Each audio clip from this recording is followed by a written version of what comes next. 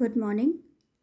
आज की जो हमारी वीडियो है ये श्री देव सुमन यूनिवर्सिटी उत्तराखंड के एमकॉम थर्ड सेमेस्टर का जो मार्केटिंग ग्रुप का पेपर है कंज्यूमर बिहेवियर, उसके कोर्स कंटेंट को समझाने के लिए है, जिससे आपको समझ में आ जाएगा कि ये जो हमारा कोर्स है कंज्यूमर बिहेवियर का, उसमें कौन कौन से इम्पॉर्टेंट टॉपिक्स हैं और किस तरह से हमें इसे स्टडी करना है। ये हमारी यूनिट 1 है, मार्केटिंग ग्रुप का पेपर है ये। इस यूनिट 1 का जो पहला हमारी यूनिट है वो इंट्रोडक्शन है। इंट्रोडक्शन में जैसे कि आप जानते ही हैं, कोई भी सब्जेक्ट होता है उस सब्जेक्ट के बारे में बेसिक नॉलेज यूनिट 1 में दी जाती है। तो यूनिट 1 में जैसा कि आप पढ़ रहे हैं, defining consumer behaviour, reason for studying behaviour, applying consumer behaviour knowledge, scope of consumer behaviour, market segmentation, basis of segmentation, criteria for effective targeting of market segments हैं, जिनमें से अगर हम देखें तो आपको थोड़ा सा बेसिक नॉलेज तो कंज्यूमर बिहेवियर के बारे में पता होनी चाहिए कि उसका मीनिंग क्या है, नेचर क्या है और उसका स्कोप क्या है। साथ ही हम क्यों कंज्यूमर बिहेवियर की स्टडी कर रहे हैं, यानी रीज़न फॉर स्टडिंग बिहेवियर, और इसके अलावा मार्केट सेगमेंटेशन, किस किस बेसिस पर हम मार्केट को सेगमेंट करते हैं, यानी मार्केट को हम बांट रहे हैं। जैसे हमारा जितने भी कंज्यूमर है, कंज्यूमर के एज ग्रुप के अकॉर्डिंग, या उनका जोग्राफिकल या फिर जेंडर के बेस पर, बहुत सारे बेसिस हैं। किन किन बेसिस पर हम कंज्यूमर के बिहेवियर को बांट रहे हैं, ये भी इस यूनिट का एक इम्पॉर्टेंट टॉपिक है। यूनिट 2 हमारा आता है, वो है कंज्यूमर एज एन इंडिविजुअल, जिसमें consumer motivation, consumer involvement, personality and self concept, perception, consumer learning and memory, information processing, attitudes and changing attitudes, ये सारा हमारा सिलेबस है। देखिए, कंज्यूमर की हम इंडिविजुअल के तौर पर किस तरह से पहचान करते हैं, यानी एक जो कंज्यूमर है वो एक इंडिविजुअल पर्सन भी होता है जो अपनी फैमिली के लिए भी परचेज़ करता है और अपने सोसाइटी के लिए भी। मतलब एक तरह से आप ये मान लीजिए कि इस यूनिट 2 में सिर्फ कंज्यूमर के इंडिविजुअल परसेप्शन को ही देखा गया है कि उसका जब वो बाइंग करता है, जब वो परचेजिंग करता है, तो उसके परचेज़ करने पर, उसके परचेजिंग डिसीजन पर किन किन बातों का इन्वॉल्वमेंट होता है या इन्फ्लुएंस पड़ता है। जैसे अगर हम बात करें role of an consumer as an individual, consumer जब एक इंडिविजुअल है तो उस इंडिविजुअल पर्सन का क्या रोल होता है और किस तरह से वो इन्फ्लुएंस करता है। साथ ही what are the individual factors of consumer, consumer के इंडिविजुअल फैक्टर्स कौन कौन से हैं जो उसके बाइंग डिसीजन पर असर डालते हैं। जैसे अगर हम देखें तो कई बार कंज्यूमर इंडिविजुअल की जो पर्सनैलिटी होती है, हम अपनी पर्सनैलिटी के अकॉर्डिंग परचेज़ करते हैं, तो हमारी पर्सनैलिटी का हमारे बाइंग बिहेवियर पर बहुत ज़्यादा असर होता है। या हमारा सेल्फ कॉन्सेप्शन क्या है, हम क्या सोचते हैं, परसेप्शन क्या है। कई बार हमारी परसेप्शन होती है कि हमें तो कोई भी सामान हम जब तक महंगा नहीं खरीदेंगे तब तक हमारी तो बाइंग अच्छी होगी ही नहीं।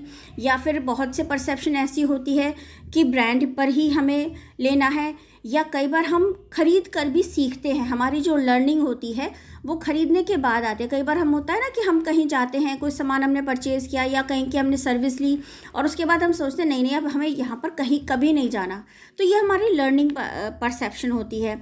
या फिर मेमोरी परसेप्शन, जैसे हम कई बार बहुत सी जगह हम घूम कर आते हैं और हम कहते हैं नहीं वहाँ हम जितनी बार भी गए हमें बहुत अच्छा लगा, तो ये हमारी मेमोरी कंसेप्शन है।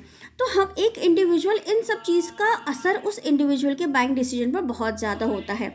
उसका एटीट्यूड भी कई बार चेंज होता रहता है। कभी कभी हमारा एटीट्यूड जो होता है हमारे अपनी सोच पर बहुत असर करता है कि अगर हम कभी बहुत अच्छे मूड में होते हैं, पॉजिटिव एटीट्यूड होता है, तो हमारा बाइंग बिहेवियर भी उसी तरह से होता है। तो ये सब चीज़ें भी हमारी कंज्यूमर एज एन इंडिविजुअल में बहुत ज़्यादा रोल प्ले करती हैं। Unit 3, consumer in social and cultural setting. अब जब हम कंज्यूमर की बात कर रहे थे इंडिविजुअल की, अब हम यहाँ पर बात करते हैं कि सोशल एंड कल्चरल सेटिंग। कई बार क्या होता है, जैसे इसमें सिलेबस है, reference groups and family influences, social class, cultural, subcultural and cross cultural influence on consumer behaviour, personal influence and diffusion of innovation, impact of media and globalisation. देखिए, अभी हमने यूनिट 2 में तो इंडिविजुअल के बारे में बात की, अब यहाँ पर हम यूनिट 3 में बात ये कर रहे हैं कि कंज्यूमर का कि जो बाइंग डिसीजन है उसका सोशल एंड कल्चरल सेटिंग्स का क्या इन्फ्लुएंस आता है। जैसे अगर हम बात करें कि रेफरेंस ग्रुप्स और फैमिली इन्फ्लुएंस का कंज्यूमर के बाइंग डिसीजन पर कितना इम्पैक्ट पड़ता है, तो क्वेश्चन इस तरह से भी बन सकता है, role of the reference groups and families on consumer buying decision. कई बार हम जब खरीदने जाते हैं तो हम सबको सोच के चलते हैं, अपनी फैमिली के बारे में सोच के सामान खरीदते हैं, ग्रुप्स के बारे में सोच के सामान खरीदते हैं। तो कई बार क्या होता है, कई बार हमें अपने लिए जब खरीदना होता है तो हम सिर्फ अपने बारे में सोचते हैं, लेकिन यहाँ पर इस थर्ड यूनिट में बताया गया है कि कंज्यूमर बाइंग डिसीजन पर उसके रेफरेंस ग्रुप और फैमिली का क्या इम्पैक्ट पड़ता है। इसी तरह से what are the social and cultural factors that influenced consumer decision. Consumer decision पर किस तरह से सोशल और कल्चरल फैक्टर्स भी असर डालते हैं। हमारी सोशल क्लास, कई बार क्या होता है ना, हम जिस जगह हमारा उठना बैठना होता है हम उसके हिसाब से सामान खरीदते हैं, तो हमारा बाइंग डिसीजन हमारी सोशल क्लास पर बहुत फ़र्क पड़ता है। कल्चरल पर, भाई अगर हमें किसी शादी में जाना होता है तो शादी के हिसाब से हमारा बाइंग बिहेवियर होता है, अगर हमें कोई फॉर्मल वेयर लेना है तो फॉर्मल के हिसाब से हमारा बाइंग बिहेवियर होता है। यानी यहाँ पर बताया गया है कि कंज्यूमर के बाइंग बिहेवियर पर सोशल क्लास का, कल्चर का, सब कल्चर का, क्रॉस कल्चर का किस तरह से इम्पैक्ट पड़ता है। इसी तरह से पर्सनल इन्फ्लुएंस, कई बार हम होता है ना कि कोई कंज्यूमर की परचेजिंग इतनी अच्छी होती है कि वो कुछ भी खरीद ले, हर किसी को बड़ा अच्छा लगता है। क्यों? क्योंकि उसकी परचेजिंग पावर पर उसका पर्सनल इन्फ्लुएंस होता है। तो ये जो पर्सनल इन्फ्लुएंस है या डिफ्यूजन ऑफ इनोवेशन, कि वो इनोवेशन में किस किस तरह का डिफ्यूजन करता है, यानी किस किस तरह का इनोवेशन करता है, तो ये सारे कंज्यूमर के बाइंग बिहेवियर पर असर डालता है। इसी तरह से मीडिया और ग्लोबलाइजेशन का भी कंज्यूमर बाइंग बिहेवियर पर बड़ा असर होता है। आपने देखा होगा ना, कई बार आप एडवर्टीजमेंट सुनते हो तो एडवर्टीजमेंट सुनने के बाद आपको उस कंपनी का नाम याद हो जाता है, और आप जब मार्केट में ख़रीदने जाते हो तो आपके दिमाग में उस प्रोडक्ट से रिलेटेड वो कंपनी के दिमाग में रहता है और आप उसी के हिसाब से सामान खरीद लेते हो। तो बात यहाँ पर क्या आती है कि मीडिया और ग्लोबलाइजेशन का भी कंज्यूमर के बाइंग बिहेवियर पर बहुत ज़्यादा असर होता है। फिर है यूनिट 4 और 5, दोनों मैंने एक साथ ली हैं। यूनिट 4 है कंज्यूमर डिसीजन प्रोसेस। इसमें है problem recognition, search and evaluating, purchasing process, post purchase behaviour, consumer behaviour models, consumerism, organisational buying behaviour. अब देखिए, अभी तक तो हम बात कर रहे थे कि कंज्यूमर किस तरह से बाइंग का डिसीजन लेता है, मतलब उसका इंडिविजुअल इम्पैक्ट पड़ रहा है या रेफरेंस ग्रुप का इम्पैक्ट पड़ रहा है या फैमिली का इम्पैक्ट पड़ रहा है या सोशल कल्चर का इम्पैक्ट पड़ रहा है। अब हम कह रहे हैं इम्पैक्ट तो पड़ चुका, लेकिन अब वो किस तरह से डिसीजन ले रहा है, यानी प्रोसेस क्या है। अब इसमें इस प्रोसेस में वो क्या देखता है, वो देखता है कि पहले मुझे ये देखनी है कि प्रॉब्लम क्या है।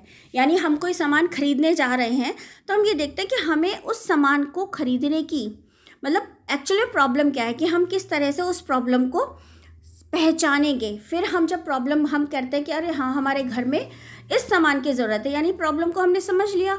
अब हम करते हैं सर्च कि वो जो हमने हमारी प्रॉब्लम है उससे रिलेटेड कौन कौन से सर्च है, ऑल्टरनेट्स हैं। फिर जब हम ऑल्टरनेट्स देख लेते हैं फिर हम इवैल्यूएट करते हैं कि उन ऑल्टरनेट्स में हमारे लिए कौन सा बेस्ट ऑप्शन रहेगा। फिर हम परचेजिंग प्रोसेस करते हैं, यानी हम खरीदते हैं। कई बार हम ऑनलाइन परचेज करते हैं, ऑफलाइन परचेज करते हैं, किसी के थ्रू मंगाते हैं, कैसा भी वो हमारा प्रोसेस हो सकता है। अब हमने जब ने खरीद लिया उसके बाद अब हम देखते हैं कि हमें अगर हम सेटिस्फाई होते हैं तो हम दोबारा से उसे, मतलब बाद का बिहेवियर होता है ना कि अब हमने सामान खरीद लिया, अब हम उस सामान को यूज़ करेंगे। यूज़ करके हम देखते हैं कि हम सेटिस्फाई होते हैं या नहीं।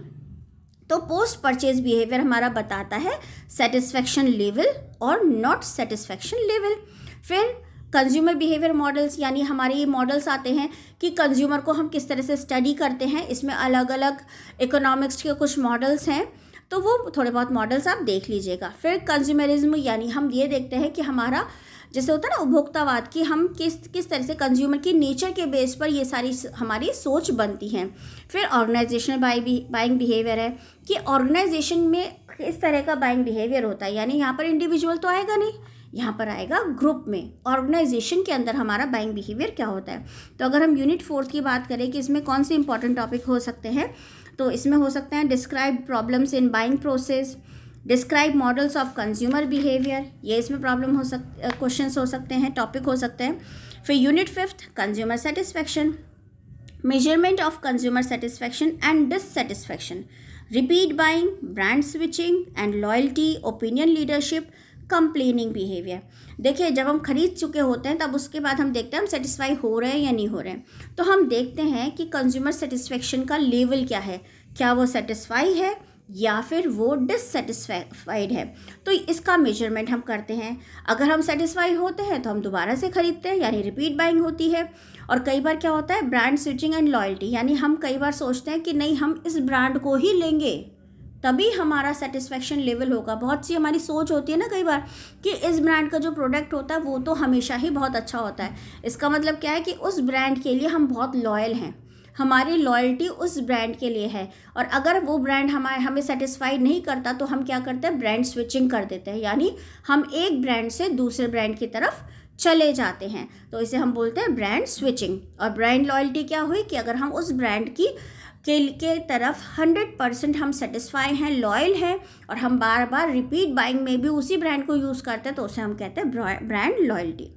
फिर आता है ओपिनियन लीडरशिप। ओपिनियन लीडरशिप का मतलब क्या है, कई बार हम दूसरे लोगों की ओपिनियन को बहुत ज़्यादा प्रेफरेंस देते हैं। आपने देखा होगा कई बार बहुत से प्रोडक्ट की जो एडवर्टीजमेंट होता है उनमें बड़े बड़े हीरो को, प्लेयर्स को, बहुत बड़ी बड़ी कहना चाहिए पर्सनैलिटीज़ को यूज़ किया जाता है। क्यों किया जाता है, क्योंकि हम उनको अपना लीडर मान के चलते हैं और हम उन लीडर्स के ओपिनियन को बहुत ज़्यादा फॉलो करते हैं।